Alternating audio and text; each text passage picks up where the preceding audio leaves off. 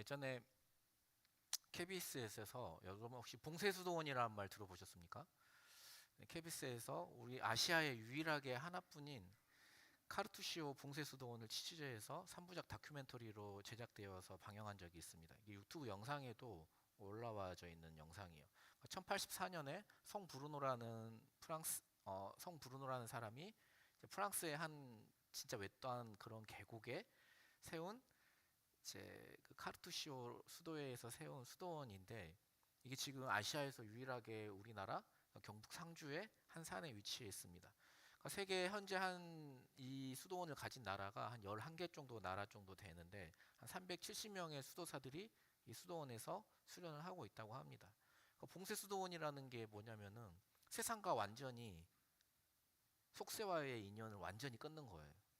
그리고 말을 하지 않아요. 엄격한 고독과 침묵 속에서 기도와 노동과 묵상으로 온전히 하루를 채웁니다.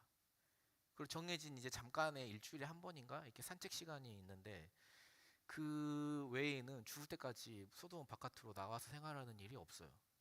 수도원에서 죽을 때까지 생활하다가 죽으면 수도원 옆에 그 공동 묘지가 있어요. 거기에 순서대로 묻힙니다. 가족과 만나는 것은 유일하게 1년에 한 번 만나는데, 그것도 이제 가족들 밖으로 외출이 허락되는 것이 아니라 가족들이 수도원에 찾아오면은 정해진 면회 장소에서 잠깐 얼굴만 보고, 심지어 그들이 싸온 음식도 먹을 수가 없어요. 수도원에서 주는 음식만 먹습니다. 뭘 먹고 살까요? 외국인 수도사들도 다 똑같이 밥을 먹고 사는데 반찬이 없어요. 반찬이 이게 소금 같은 거 아니면 바나나 이거 잘라가지고 이렇게 비벼서 먹거나, 그게 전부입니다. 다큐멘터리의 제목은 세상 끝의 집, 카르투시오 봉쇄 수도원입니다. 저는 굉장히 인상 깊었어요. 왜냐하면은 한국 교회가 세속화의 비판 속에서 결코 자유롭지 못한 지금에 모든 세속을 끄는 그 봉쇄 수도원의 수도사들의 생활이 굉장히 인상 깊었습니다. 천주교의 신뢰도가 기독교의 신뢰도보다 더 높은 이유가 이런 데 있지는 않을까, 이런 영성에서 오지는 않을까 하는 생각을 해보았습니다. 세속화라는 말이 무슨 말일까요? 한국 교회가 세속화되었다. 이게 무슨 뜻일까요? 세상과 교회가 너무 닮아 있다. 그러니까 성도들이 추구하고 살아가는 방식이 세상과 너무나도 닮아서 구별되지가 않는다.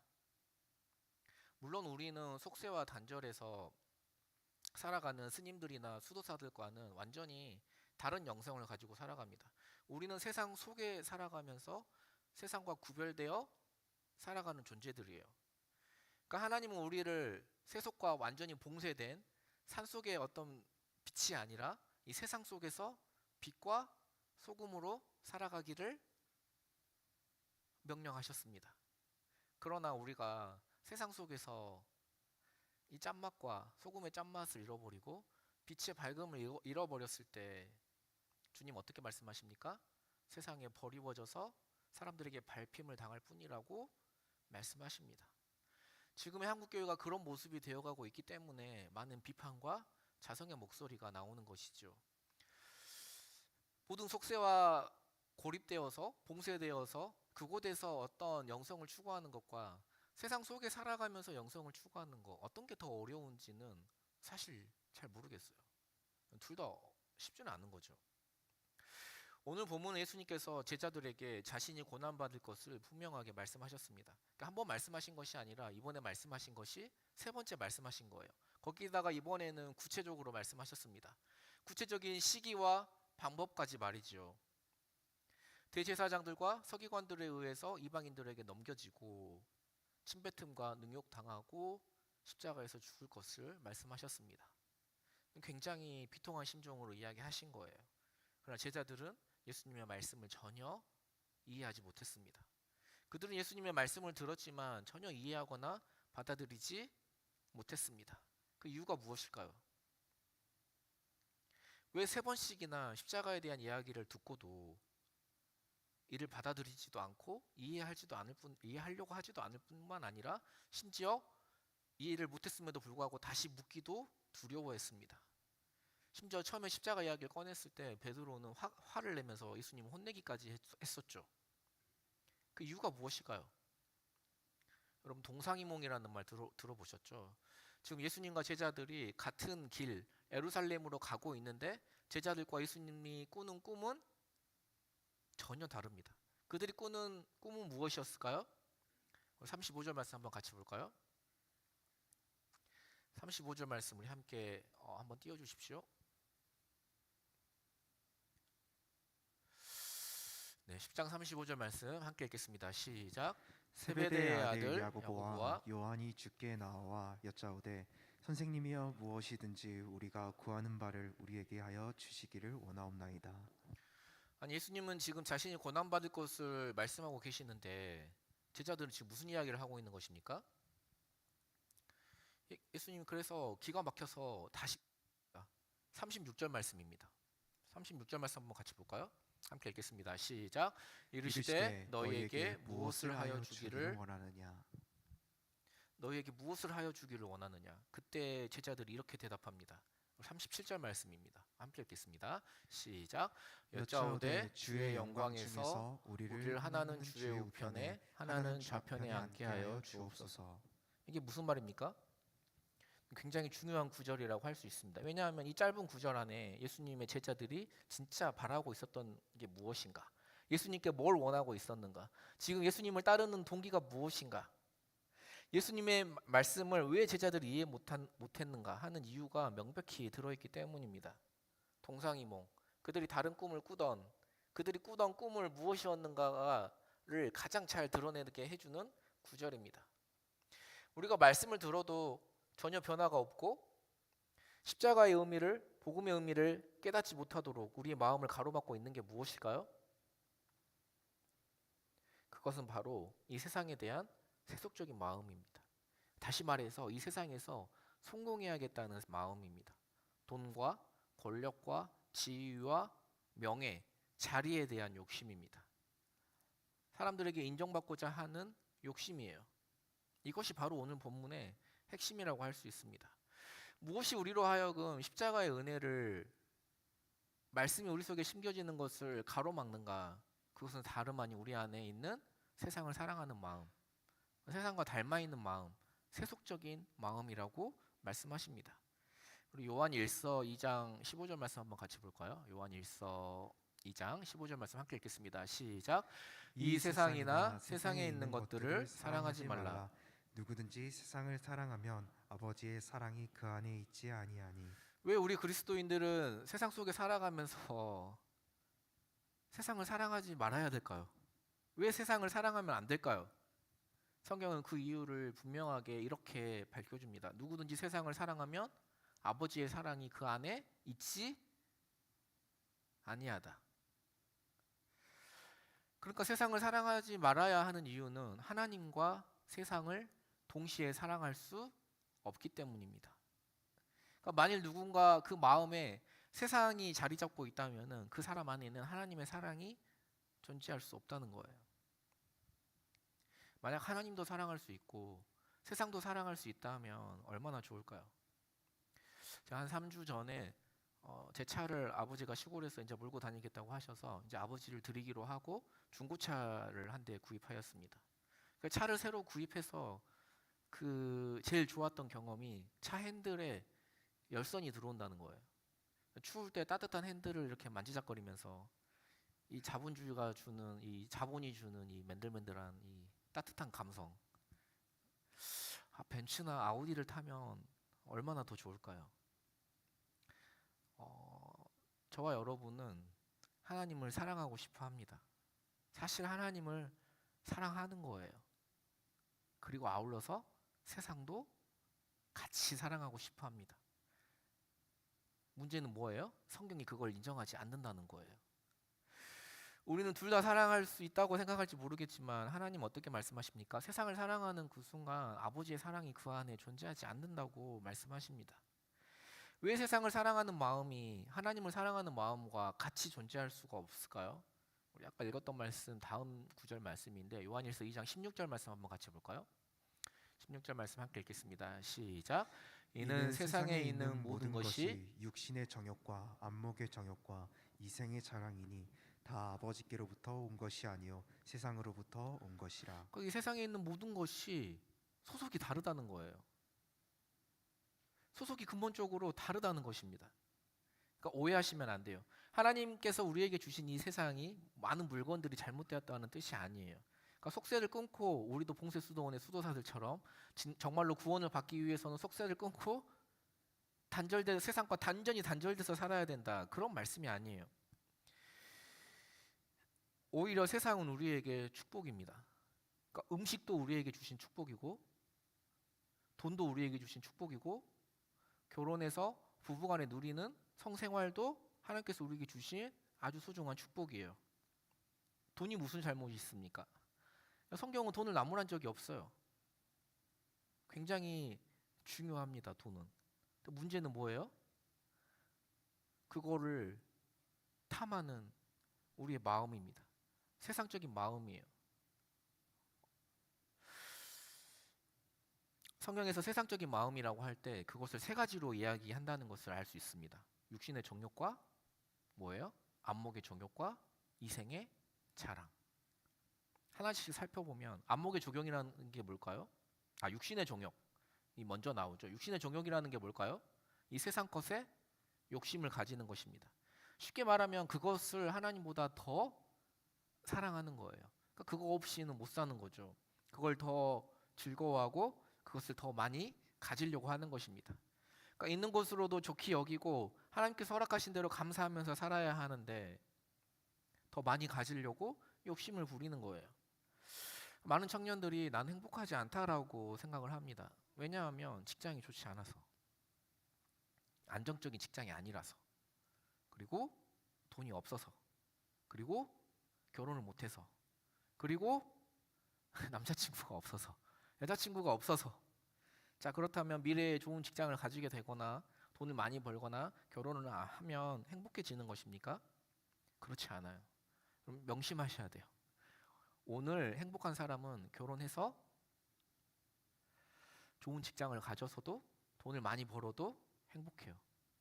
그런데 오늘 행복하지 않은 사람은, 오늘 불행하다고 느끼는 사람은 좋은 직장을 가져도 앞으로 돈을 많이 벌어도 앞으로 결혼을 해도 이성 친구가 생겨도 행복하지 않아요. 왜 그럴까요? 우리는 오늘을 살아갈 뿐이기 때문에 그렇습니다. 심지어 죽음의 순간조차도 오늘 맞이해요. 그러니까 다가올 오늘을 살다가 죽음을 맞이하게 되는 거예요. 특별한 날을 살다가 죽는 게 아니죠. 오늘 행복할 수 있어야 죽음을 맛보는 오늘에도 행복할 수 있는 거죠. 미래에 뭘 가져서, 미래에 뭘 얻어서 행복할 수 있다는 것은 굉장히 큰 착각이에요. 그건 마치 이렇게 생각하는 거랑 똑같아요. 내가 죽은 뒤에 행복하게 살아야지. 제가 전에도 수차례 이야기했지만 하나님의 뜻은 언제나 오늘에 있습니다. 오늘. 언제나 오늘. 오늘을 감사하면서 복되게 사는 것이 하나님의 뜻이에요. 그러나 육신의 정욕은 결코 우리로서 오늘을 살지 못하도록 만듭니다. 원망과 불평과 짜증 속에서 결코 만족과 감사가 없어요. 세상의 자원을 더 많이 가져야 안전을 누리는 것처럼, 그래서 나는 그 자원을 가지지 못하였기에 나는 지금 안전하지 못하고 충분하지 못하고 그래서 불행하다고 생각하는 것입니다. 자, 두 번째는 안목의 종용입니다. 안목의 종용이 무슨 말일까요? 지금 우리가 사는 이 시대는 특별히 더 이 말씀이 잘 적용이 되는 것 같아요. 더 많이 적용되는 것 같아요. 자, 청년 맵에 일찍 와가지고 일찍 와서 앉아 있는 청년들의 뒤를 이렇게 가서 보면은 다 핸드폰을 하고 있어요. 고개를 숙이고. 자, 그럼 그 친구들이 그 핸드폰에서 이렇게 말씀을 찾아보거나 오늘 들을 성경 구절을 찾아보거나 그렇게 핸드폰을 활용하고 있을까요? 제가 가면 황급히 핸드폰을 끄는 경우가 있는데 거의 웹툰이나 이제 게임, 인스타나 쇼핑하는 친구들도 있고 어떤 인터넷 기사를 읽는 친구들도 있어요. 인스타 하나만 보더라도 정지우 작가의 인스타그램에는 절망이 없다라는 책처럼 인스타 속의 사람들은 다 행복해 보여요. 그들에게 절망은 보이지 않아요. 다 행복해 보입니다. 누구만 빼고요? 그걸 보고 있는 나만 빼고. 맛있는 음식에 정말 멋진 여행에 친구들과 재밌는 순간 헬창들은 자기 몸 찍어서 올리고 몸매 좋은 여자들은 어떻게든 자기 몸매를 부각시키고 지금도 그렇지만 앞으로의 시대는 보는 것이 문제입니다. 그러니까 보는 것이 우리에게 죄를 짓게 만들어요. 세상적인 마음을 갖게 합니다. 인터넷상에 음란물 얼마나 많습니까? 예전에는 컴퓨터를 켜고 막 이렇게 찾아서 음란물을 봤는데 요즘에 핸드폰에서도 다 검색이 가능하잖아요. 안 보아야 될 것을 너무 많이 보게 됩니다. 그래서 우리는 고난주간만 되면 뭐랍니까? 미디어 금식을 행하는 교회들이 굉장히 많아졌어요. 예전에는 그런 거 없었죠. 그러니까 상징적인 것이죠. 미디어 금식. 마지막으로 이생의 자랑은 무엇입니까? 하나님이 주신 식주 이런 거 모든 것들은 감사의 대상인데 이거를 자랑의 대상으로 여기는 거예요. 자랑의 조건으로 보는 것입니다. 그래서 남에게 보이기 위해 살아가는 거예요. 남들에게 인정받고자 하는 욕구에서 결코 자유롭지 못합니다. 늘 그런 것에 끌려다니며 살아갑니다. 이런 것들이 다 세상적인 거예요. 오늘 우리가 읽은 본문의 바로 앞 이야기에는 굉장히 흥미진진한 이야기가 의미심장한 이야기가 등장하는데 부자 청년이 등장을 해요. 그러니까 이 두 이야기가 떨어진 이야기가 아니라는 거예요. 오늘 본문과. 왜냐하면 부자 청년의 마음과 제자들의 마음이 별반 다르지 않았기 때문이에요. 부자들은 비록 그 길을 떠났고 제자들은 예수님과 함께 그 길을 걸어가고 있지만 그들이 꾸는 꿈은 부자 청년과 크게 다르지 않았다는 거예요. 이 부자 청년은 오늘날로 말하면 굉장히 인정받는 신실한 크리스찬 청년이었습니다. 부자였고 나이가 젊었음에도 불구하고 진리를 탐구했습니다. 신실하게. 예수님께 앞으로 나와온 것도 대단한데 예수님께 나와서 질문했습니다. 그 나이에 예수님께 찾아온 것도 대단하고 예수님께 던질 질문을 가지고 살았다는 것도 저는 굉장히 대단하다고 멋있는 청년이라고 생각합니다. 우리 교회에 이렇게 돈 많고 신실한 청년만 많다면 목회할 맛이 날 것 같아요. 네, 아무튼 청년이 나와 이렇게 묻습니다. 17절 말씀입니다. 부자 청년이 어떤 질문을 안고 살았는가? 예수님께 어떤 질문을 던지는가? 17절 말씀 함께 읽겠습니다. 시작. 예수께서 길에 나아가실새 한 사람이 달려와서 꿇어앉아 붙자오되 선한 선생님이여 내가 무엇을 하여야 영생을 얻으리이까? 부자인데 겁나 겸손해요. 막 꿇어 엎드려가지고 예수님께 질문을 하는 거예요. 기특한 질문입니다. 자, 이 예수님께서 어떻게 대답하십니까? 19절 말씀 한번 볼까요? 19절 말씀 함께 읽겠습니다. 시작. 내가 계명을 안 하니 살인하지 말라, 간음하지 말라, 도적질하지 말라, 거짓 증언하지 말라, 속여 빼앗지 말라, 내 부모를 공경하라 하였느니라. 되게 보면은 예수님께서 굉장히 좀 반전적인 말씀을 많이 말씀하시는데 이번엔 굉장히 교과서적인 대답을 말씀하셨어요. 웬일로? 그런데 이 교과서적인 대답을 듣고 청년이 놀라운 대답을 합니다. 20절 말씀이에요. 함께 읽겠습니다. 시작. 그가 여짜오되 선생님이여 이것은 내가 어려서부터 다 지켰나이다. 이거는 뭐 완전히 넘사벽이죠. 어렸을 때부터 이걸 다 지켜왔다는 거예요. 이게 가능합니까? 그 대답을 보시고 예수님께서 그를 보시고 사랑하사 이르시되 이렇게 되어 있어요. 그러니까 저도 예수님처럼 그런 청년을 만약에 보면은 굉장히 사랑스러울 것 같아요. 그러니까 사실 성경에서 예수님의 마음이랑 저의 마음이 이렇게 일치할 때가 별로 그렇게 많지가 않은데 오랜만에 예수님의 마음이랑 일치하는 모습을 보았어요. 그 부자 청년을 보고 사랑스러운 마음이 들었습니다. 그래서 이렇게 말씀하세요. 우리 21절 말씀 한번 같이 볼까요? 21절 말씀 함께 읽겠습니다. 시작. 예수께서 그를 보시고 사랑하사 이르시되 내게 아직도 부족한 것이 있으니 가서 내게 있는 것을 다 팔아 가난한 자들에게 주라. 그리하면 하늘에서 보화가 내게 있으리라. 그리고 와서 나를 따르라 하시니. 성경에서 주님이 직접 대놓고 그를 사랑하사 이런 말씀 많이 나오진 않죠. 흔한 구절이 아니죠. 사랑하사 그에게 예수님도 진심을 말씀하십니다. 그게 가장 필요한 것을 말씀하십니다. 근데 그 청년이 어떻게 반응합니까? 그 말씀을 듣고 22절 말씀이에요. 이게 이야기의 결론이에요. 22절 말씀 함께 읽겠습니다. 시작. 그 사람은 재물이 많은 고로 이 말씀으로 인하여 슬픈 기색을 띠고 근심하며 가니라. 결론은 어떻게 됐는지 사실은 모르죠. 근심하며 갔는데 근심하고 예수님을 따르는 제자가 되었을지 아니면 여전히 재물을 사랑하며 살았을지 그건 모르죠. 그가 돌아오고 나서 예수님 이런 말씀하세요. 재물이 있는 자는 하나님 나라에 들어가기가 심히 어렵도다. 그 이야기를 듣고 제자들이 그 말씀에 깜짝 놀랐습니다. 그들에게 재물이란 하나님께서 주시는 구원받은 자에게 주시는 하나님의 자녀에게 하나님 나라에게 백성에게 주시는 복으로 생각해 왔는데 예수님께서 그걸 거꾸로 말씀하시니까 놀란 거죠. 그럼 누가 과연 천국에 갈 수 있습니까? 놀라는 그들에게 예수님 아예 쐐기를 박으십니다. 우리 24절 25절 말씀 한번 같이 볼까요? 24절 25절 말씀 함께 읽겠습니다. 시작. 제자들이 그 말씀에 놀라는지라 예수께서 다시 대답하여 이르시되 얘들아 하나님의 나라에 들어가기가 얼마나 어려운지 낙타가 바늘길을 나가는 것이 부자가 하나님의 나라에 들어가는 것보다 쉬우니라 하시니. 예수님께서 이 정도로 말씀하셨으면 사실상 부자는 천국에 못 들어간다는 이야기 아닙니까? 그렇지 않아요. 이거는 문학에서 흔히 쓰이는 말하자면 과장법이에요. 과장법. 실제로 그렇다면 부자는 절대 천국에 갈 수가 없죠. 불가능하다는 이야기죠. 근데 그런 뜻이 아니잖아요. 그렇죠? 강조법이죠. 그럴 리가 없잖아요. 신약만 해도 예수님을 따르는 제자들 중에 부자들이 많았죠. 그렇죠? 자, 그렇다면 이 본문은 무슨 뜻일까요? 문맥을 살펴보면 더 잘 알 수 있죠. 그러니까 이 말씀은 우리가 앞에서 들어왔던 것처럼 하나님도 사랑하고 재물도 사랑한다는 것이 불가능하다는 것입니다. 그래서 주님은 이렇게 말씀하셨어요. 마태복음 6장 2절 말씀 한번 같이 볼까요? 6장 2절 말씀 함께 읽겠습니다. 시작.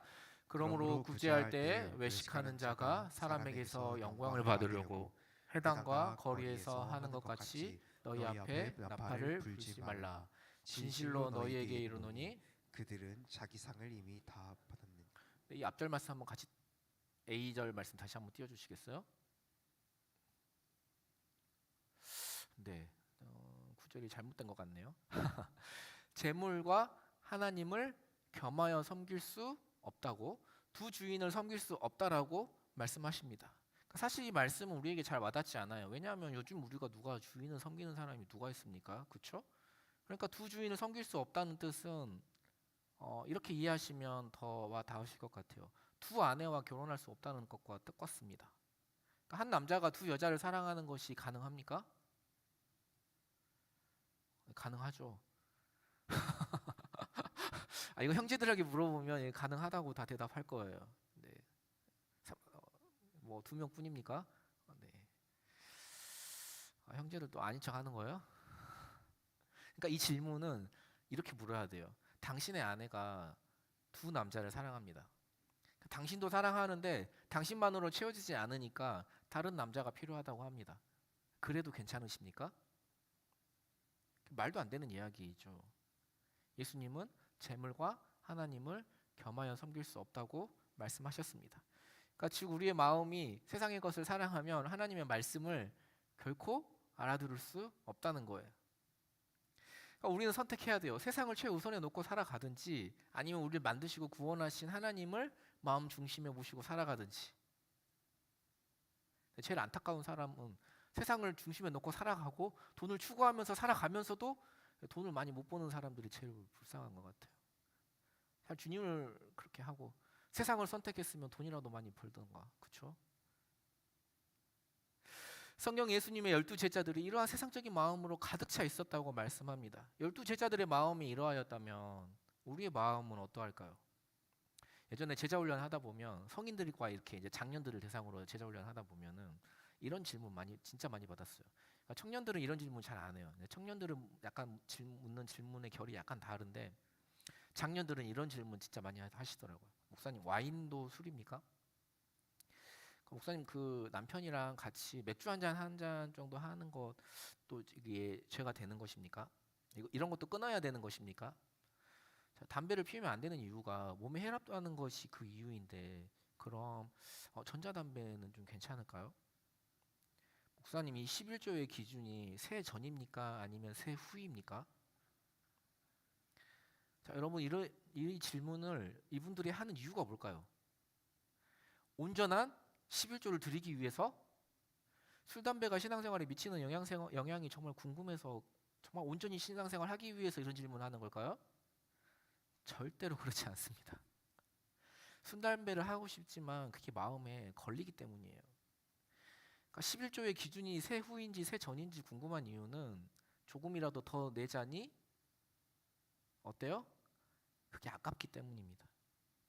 그러니까 진짜 그리스도인, 그러니까 진짜 마음 중심에 하나님을 모시고 최우선으로 살아가는 사람들은 그런 사람들을 만날 때가 있어요. 근데 그런 사람들은 절대로 이런 질문 하지 않아요. 이들은 하나같이 어떻게 하면 예수님을 더 잘 섬길 수 있을까? 어떻게 하면 신앙생활 잘 할 수 있을까? 이런 거에 관심이 많습니다. 그러니까 누구보다 더 사실은 잘 섬기고 있는데 정작 자기 자신은 잘 몰라요. 애초에 그런 데 관심이 없습니다. 정말 그리스도인답게 살기 위해 몸부림치는 사람은 술을 마셔도 되는지 마시면 얼마나 마셔도 되는지 묻지 않아요. 담배를 피워도 되는 것인지 전자담배는 되는지 묻지 않습니다. 11조도 똑같아요. 받은 은혜에 감사할수록 새 전과 새 후는 아무 문제가 되지 않습니다. 아까우니까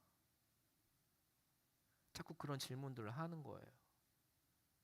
자꾸 뭔가 캥기는 것이 있으니까 부자 청년처럼 앞에 와서 묻는 거예요. 이웃을 사랑하기 싫으니까 이웃의 범위를 정확히 좀 예수님 정해달라고 요청하는 것과 똑같은 거예요.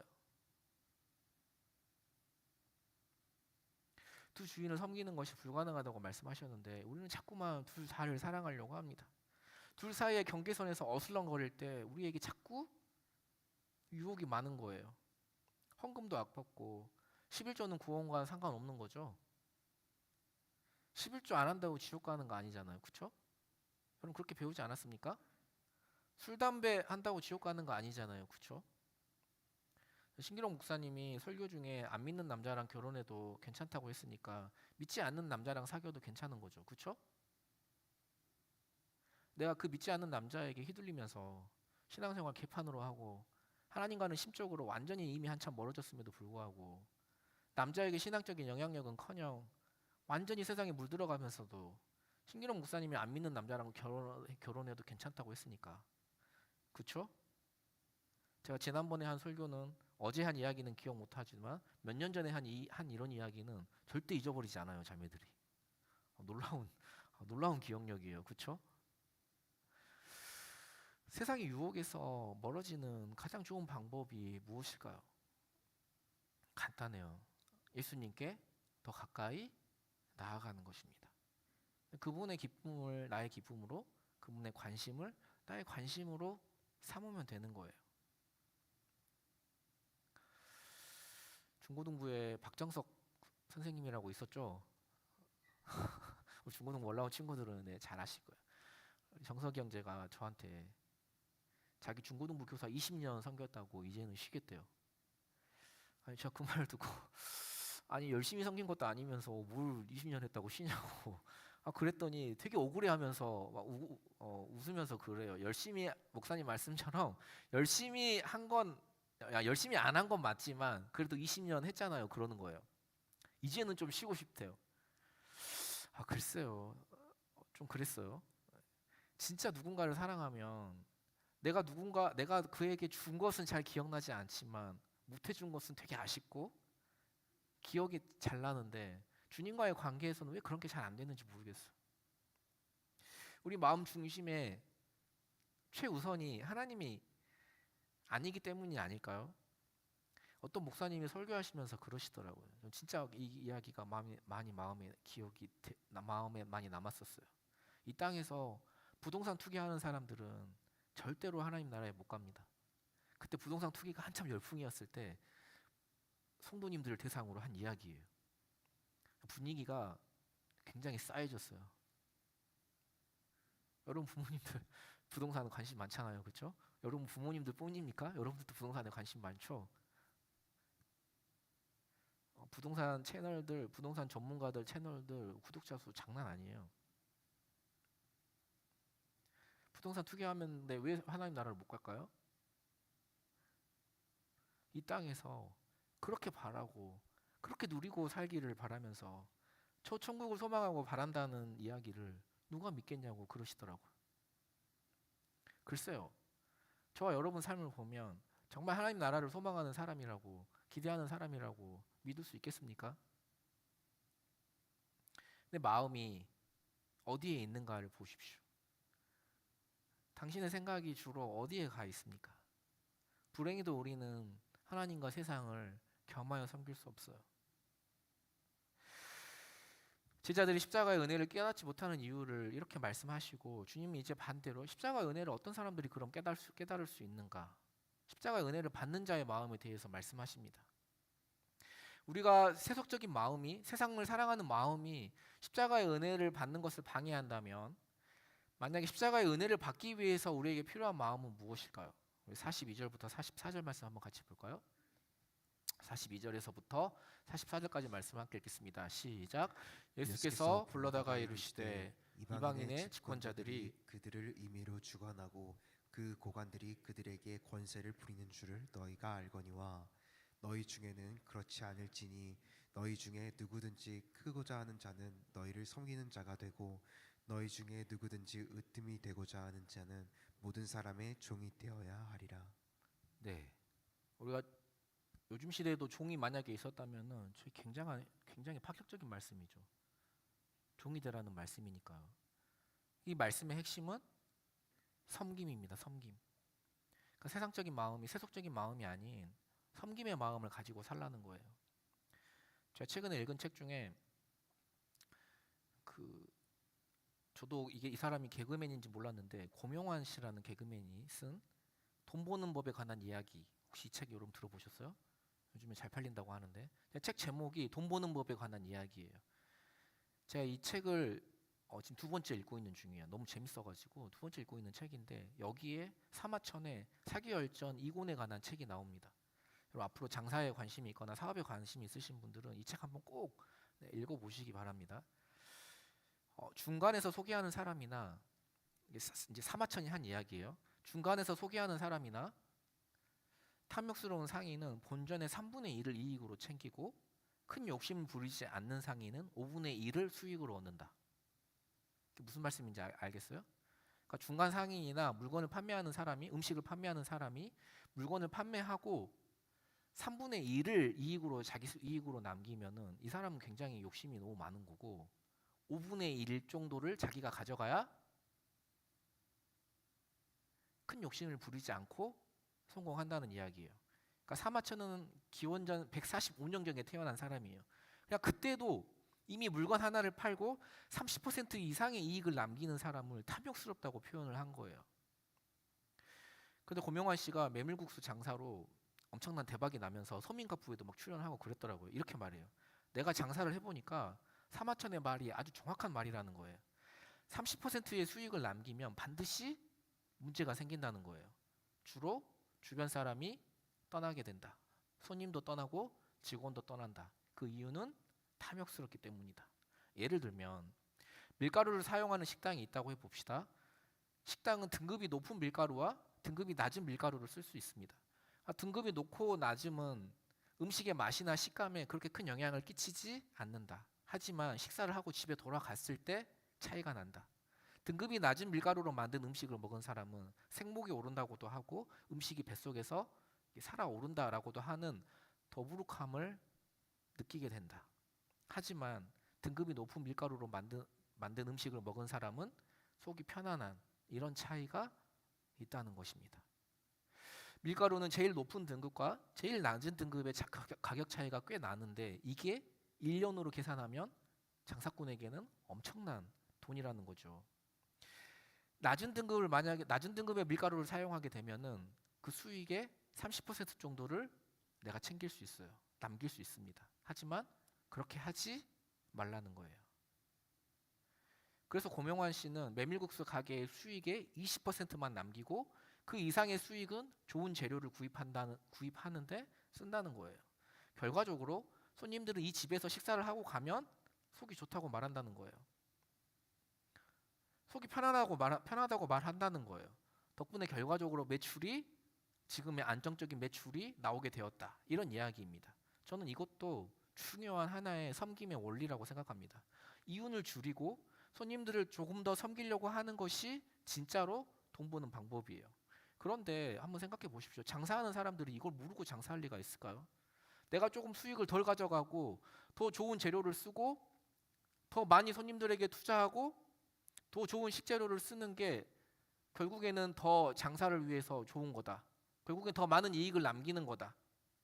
이거 모르고 장사하는 사람이 있겠습니까? 다 알지만 그 눈앞에 작은 이익 때문에 못하는 거예요. 돈 버는 방법 모르는 사람 있겠습니까? 눈앞에 작은 이익과 눈앞에 그 편안함 때문에 이걸 실천하지 못하는 거죠. 사람들이 섬김의 삶을 살지 못하는 이유가 저는 여기에 있다고 생각합니다. 하나님의 말씀에 순종하지 못하는 이유가 저는 여기에 있다고 생각해요. 내가 섬기고 순종하면 손해볼 것 같아요. 눈앞에 당장의 이익 때문에 내가 지금 여기에 순종하면은 크게 손해볼 것 같아요. 어제 청년 1, 2부 전체 임원 세미나가 있었는데요. 한 지체가 당일날 아침에 연락이 와서 몇 달 전에 약속이 있어서 못 온다고 연락이 왔어요. 순간 얼굴이 빨개졌어요. 다행히 제가 교육자 바로 회의 전에 전화를 받아서 화를 내지 않고 일단 끊으라고 끊었어요. 그냥 일단 회의 중이니까 회의해야 되니까 끊으라고 끊었는데 제가 이제 카톡으로 다시 이제 마음을 최대한 가라앉히고 카톡을 보냈죠. 아니 몇 달 전부터 약속이 잡혔다는 이야기를 왜 당일에서야 이야기하느냐. 네가 약속이 있는 줄 알았으면 너 한 사람 때문에 워크숍 날짜를 바꿨을 것이다. 녹음해서 듣고 줌으로라도 참석하라고 이야기를 했는데 정말로 줌으로 참석을 했더라고요. 진짜 착한 자매죠 사실은.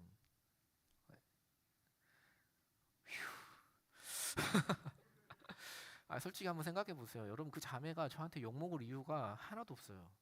극간 목자 안 섬기면 그만이지. 굳이 목자 섬긴다고 몇 달 전에 약속한 것도 눈치 봐가면서 저에게 욕먹을 이유가 굳이 무엇입니까? 일부는 안 온 사람이 절반이에요. 근데 나한테 욕먹을 이유가 뭐가 있어요? 목자 섬긴다고 누가 인정을 해줍니까? 뭐 돈이 나옵니까? 뭐가 생깁니까? 뭐 내 아예 뭐 이렇게 그 뭐 취업에 뭐 유리한 거예요? 아니, 중고등부 교사 20년 했다는 거 엄청난 거 아닙니까, 진짜? 1, 2년도 힘든데 20년 섬겼다는 거 엄청난 거 아니에요? 왜 20년이나 섬깁니까? 남을 섬기고 공동체를 섬긴다는 것은 정말 손해보는 일이에요. 정말 미련한 짓이에요.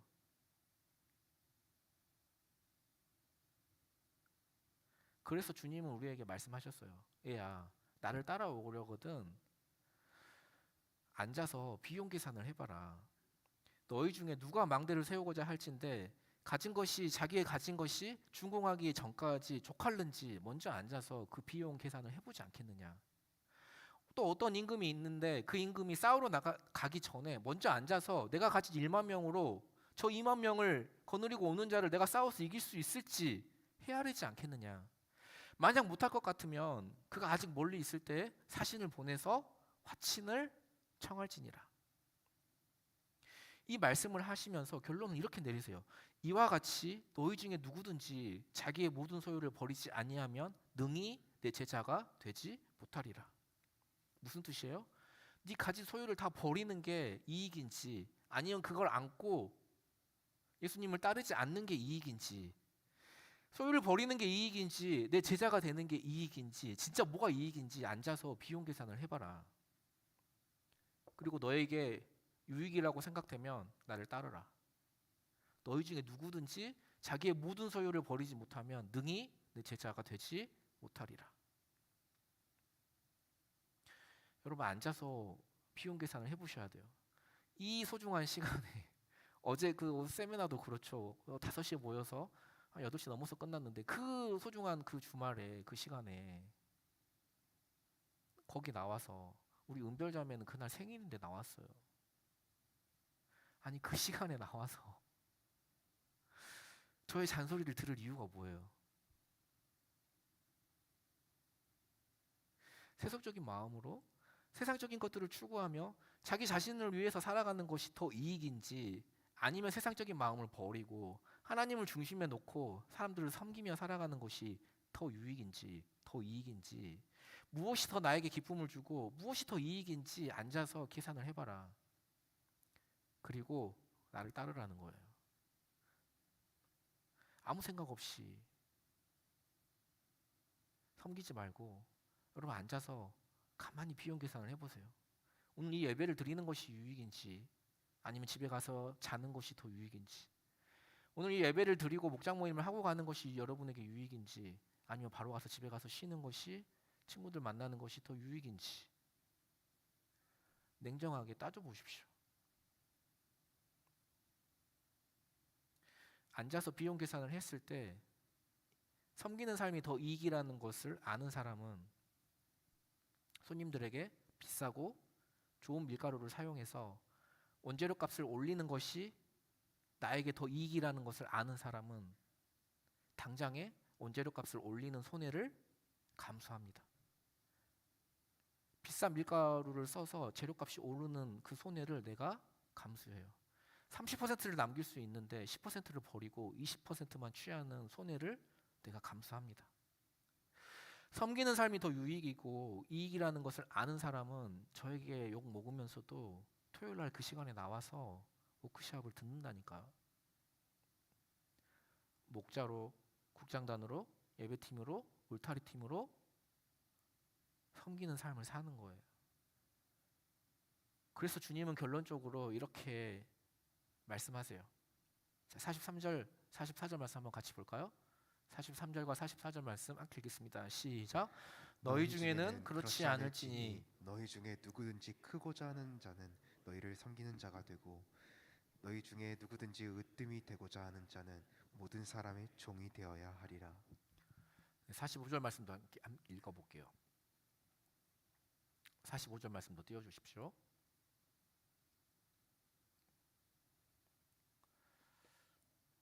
네, 44절, 43절 말씀. 네, 44절. 네, 45절을 안 올렸네요. 제가 안 드렸나 보네요. 그래서 인자가 온 것은 섬김을 받으려 함이 아니라 많은 사람을 위하여 자기 목숨을 대속물로 주려고, 섬기려고 이 땅에 오셨다고 말씀하십니다. 인자가 온 것은 섬기려 하고 자기 목숨을 많은 사람의 대속물로 주려 함이니라.